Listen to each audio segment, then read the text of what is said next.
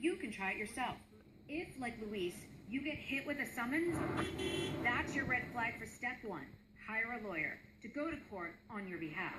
Transurban has to prove that you are the registered owner or the driver of this vehicle. And they really only have one effective way of proving that, and that is by luring you to court and asking you questions. Are you the driver? Are you the registered owner? But what if you can't afford a lawyer? Step 2, don't admit to being the driver or the car owner. When Transurban's rep approaches you in the courtroom, don't talk. Now, when the judge enters, they'll call your case. Only answer your name. Then Transurban will call you as a witness.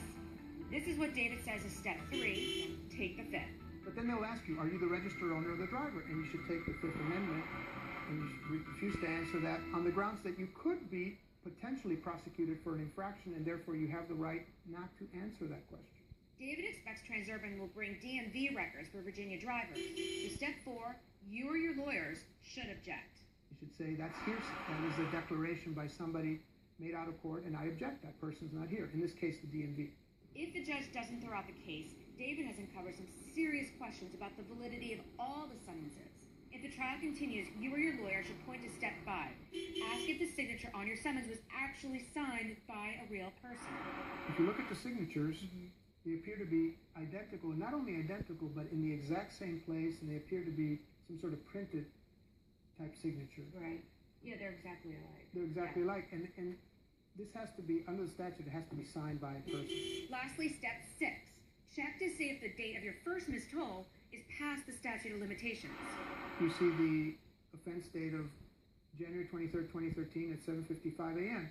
But this summons was not issued until February 25, 2014, more than a year after the original offense. Some drivers are so mad at Transurban, they've just given up their E-ZPass accounts. But most say the traffic is just so bad they have to keep using express lanes. I mean, it's 3 o'clock in the afternoon right now, and look at the difference between the express lanes on the left and the awful traffic on the right on the Beltway. In full disclosure, the 6-point plan is one lawyer's strategy. If you're facing Transurban in court, you should also do your own research or consult a lawyer. But David is also trying to get the judge to throw out the whole express lane law for being unconstitutional.